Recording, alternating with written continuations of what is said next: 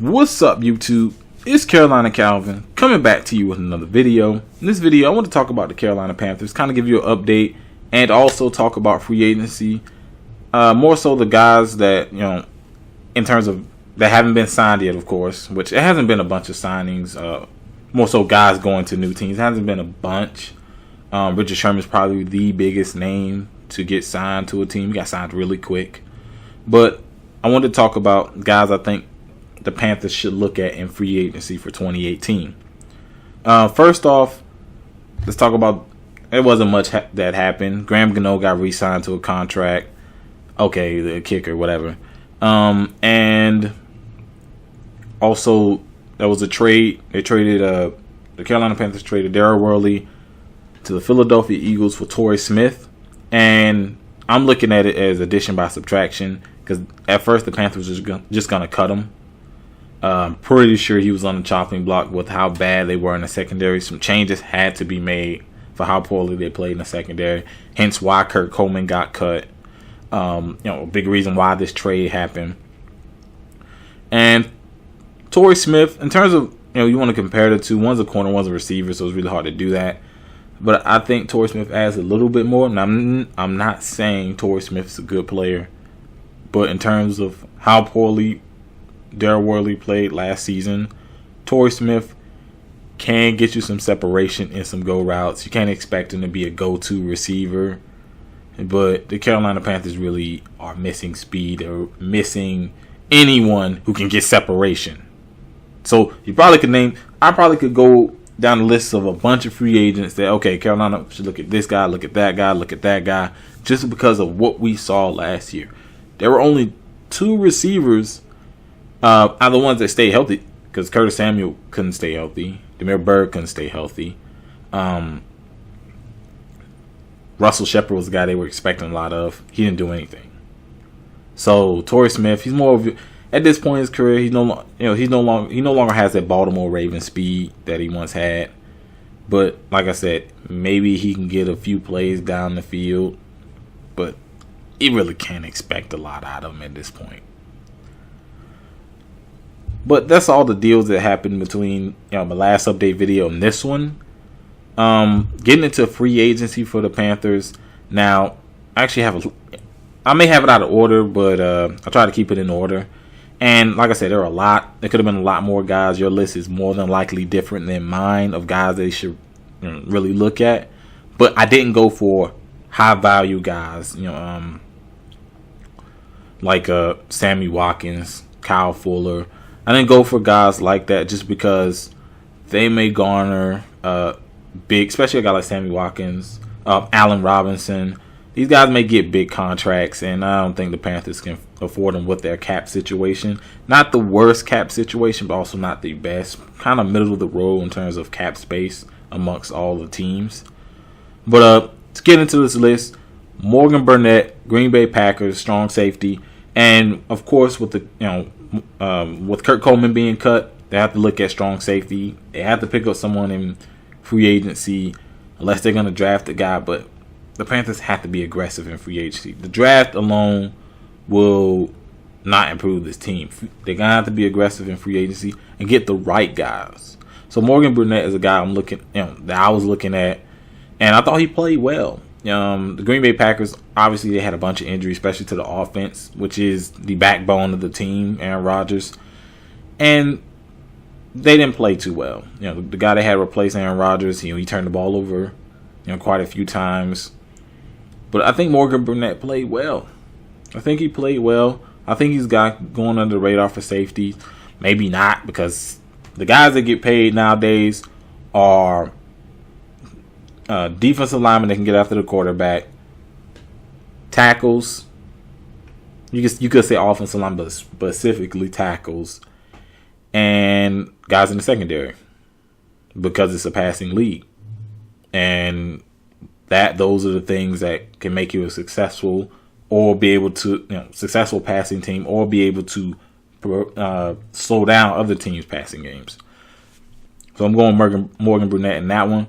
Next one, kind of under the radar, Bashaud Breeland, Washington Redskins.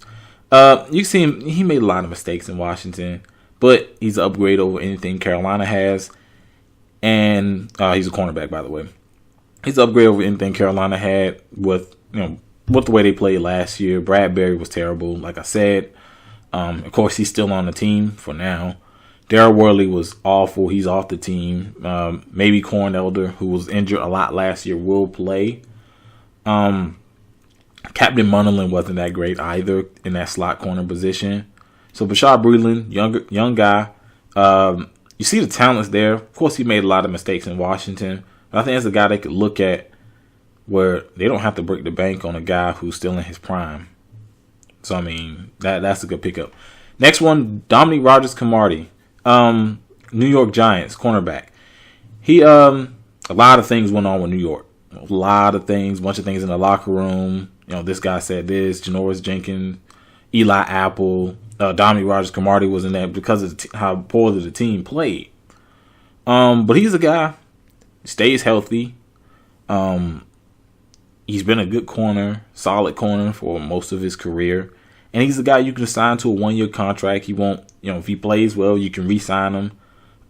So I think that will be a good pickup for a guy to, of course, get him out of that situation, because I'm pretty sure he doesn't want to be in New York anymore, and sign him to a 1-year deal to pretty much prove himself that he can still play. Next, I'm still sticking with the secondary. Eric Reed, strong safety. They could probably move him to free safety.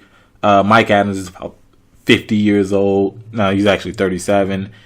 He didn't look too great. Of course, like I said, he's getting up there in age. So that will be a good pickup for the Panthers. Eric Reed, strong safety for San Francisco 49ers. Put him at free safety. He's really good in the run game. He played for a San Francisco team that really obviously didn't start to turn around till Jimmy Garoppolo got there. And, of course, they rebuilding in that defense. No longer the vaunted defense that they had 4 or 5 years ago. But I think he's been a solid piece since he's been there. And he will obviously be an upgrade over what the Panthers had at safety.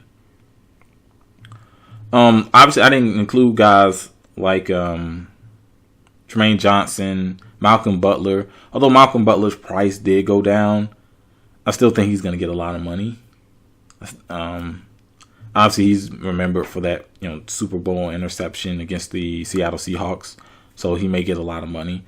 One guy, I think, these next couple of guys, I would say, kind of going under the radar. Prince Amukamara, Kyle Fuller was really good last year. Most passes defended in the league last year. The guy opposite him, Prince Amukamara, I think, underrated, a bit older. I remember him being in the New York Giants, pretty solid then. But another guy who's an upgrade over what the Panthers had. And I could say this about a lot of guys the Panthers were playing. But he's another guy that you can sign to a 1-year deal. Won't break the bank for you. I like Prince Amukamara. Maybe, obviously, their guys are better, but I'm thinking about money. Panthers don't have a lot of it. He was playing with the Chicago Bears last year, which the Chicago Bears defense played well last year because the offense was awful with the lack of receivers, bad offensive linemen, and then of course you had a rookie quarterback. Next guy I think is the guy that's really going under the radar just because of the team he's on, that he was on last season. Aaron Colvin, cornerback, Jacksonville Jaguars. He was a third corner, and most of the time people talked about Jalen Ramsey, AJ Boye. These were the guys who were the horses in terms of their corners. Aaron Colvin kind of went under the radar. He played really well as that third cornerback. He was playing in the slot. Comes to Carolina, he's going to get a bigger role. So of course, we don't know how he would go in that particular situation, but he's a guy you can probably get cheap. He showed that he's a really good player. Maybe it's because of the system he played in. I don't know. From what I saw, he was pretty good in coverage. He just didn't get any recognition just because of how good the other two corners were. But he's a guy who's a kind of sleeper one that I was looking at. Next, this guy may be a little bit pricey. I don't know, just because some people may know his name. Paul Richardson, wide receiver, Seattle Seahawks. So I'm heading over to receivers. He has the speed. He made a lot of plays for Russell Wilson. And, a lot of his Russell Wilson running around, running outside the pocket. But this guy had the speed, making some really good catches. He's good in the return game.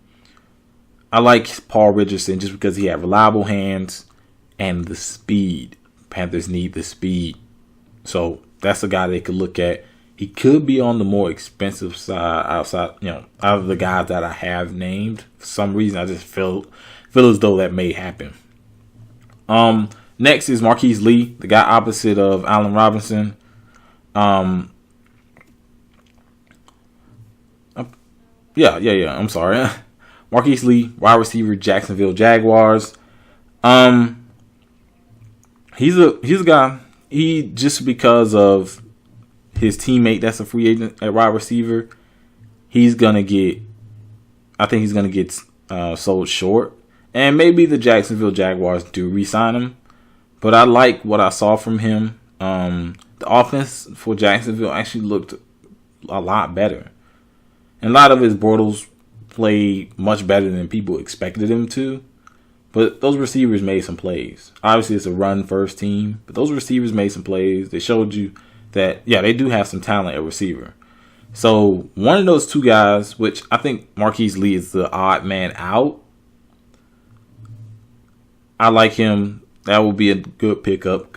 He could be a guy maybe on the more expensive side. Who knows?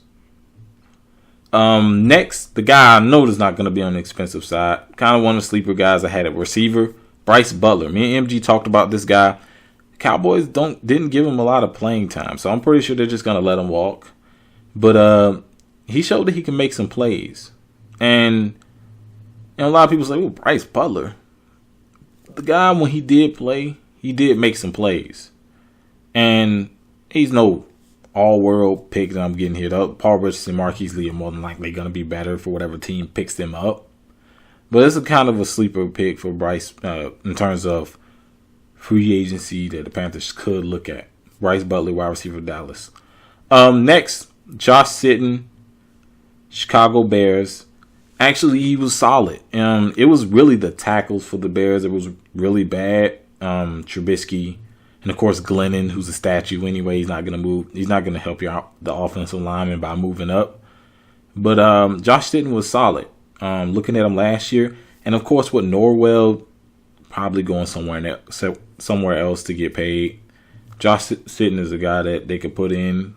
Probably won't do as well, but would keep you from really having to scramble with the guys on the roster to find a guard. So that's the guy I'm looking at for guard. For center, Ryan Jensen, Baltimore Ravens. Now, obviously, with Ryan Khalil, he saying this year is his last year. He may be gone after the season. They have to look somewhere else. Maybe they'll go a young guy. Who knows? Because Ryan Khalil was injured a lot last year, so we don't know what's going to happen. Obviously said he's going to play. Hopefully he's going to be healthy. But they're going to have to look somewhere else in terms of that center position in the future. So bringing in a veteran maybe that you could possibly give the job to the next season. You're always trying to find that guy who performs better at the position you play in. You play your best players, no matter who it is. But that's the guy I have, kind of a vet pick, just to shore up a position. And he's probably the best center on the board in terms of free agents. There were some other guys, but he was probably the best one that I've seen. Next, running back. Jerick McKinnon, Minnesota Vikings. With Dalvin Cook coming back, you got Latavius Murray being that second running back. Jerick McKinnon is the odd man out, pretty much. And with the Panthers getting rid of Jonathan Stewart, that's a guy that they could look at to really kind of, I guess, temporarily fill that, because I see the Panthers looking at running back later on in the draft. But I think getting a proven guy in Jerick McKinnon, that would be pretty good. DeMarco Murray, I don't know. I would get Jerick McKinnon over DeMarco Murray just because DeMarco Murray was dealing with a bunch of leg injuries last year, and it really kept him from playing. McKinnon was mostly healthy. I think that's the guy they should look at at that running back position to kind of fill that void of no Jonathan Stewart. Definitely more talented than Cameron Artis-Payne and Fozzie Whitaker that the Panthers plan on running. Christian McCaffrey, he's going to run into some, but he's mostly used for his receiving talents, which that's I think his strength of his game. Next we go over to defensive end, Adrian Claiborne, who had a really good year last year. A lot of people are going to think about the 6 sacks he had against the Cowboys. But for the most part, throughout this season, he was good. It was just that particular game where it was a really big game for him. He did a really good job of getting pressure on the quarterback in Atlanta. And he's a guy, for some reason with the season he had getting pressure, probably not going to get paid a lot. And, maybe if he does resign with Atlanta, they'll probably be the team that pays him the most. But if he goes somewhere else, he probably won't get paid a lot, which is weird actually. Next guy, this is he's coming off an injury. Alex Okafor, defensive end, New Orleans Saints. They got to steal some from New Orleans because Kurt Coleman wasn't a steal because Saints about to find out that you don't want that guy. But he had an Achilles injury, but it's another guy, to shore up the depth at defensive end for the Panthers. Charles Johnson's gone. Julius Peppers is 39.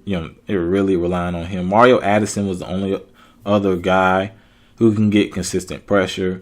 Wes Horton is a guy they also use. They need some guys on that defensive line, specifically at those end positions, to really be able to get pressure on the quarterback. I'm just honestly surprised that they were able to get as much pressure. They were a top 3, top 4 sack team throughout the regular season. They're going to have to look at adding some depth, maybe later in the draft. But free agency, there are some guys who I think are kind of going under the radar. 2 of the guys I just named, who can add immediate talent to that defensive line position, to the defensive end position. But I'm done talking. If you have some more to add, let me know down in the comment section. Of course, if you like this video, hit that thumbs up button and subscribe. Thanks for watching.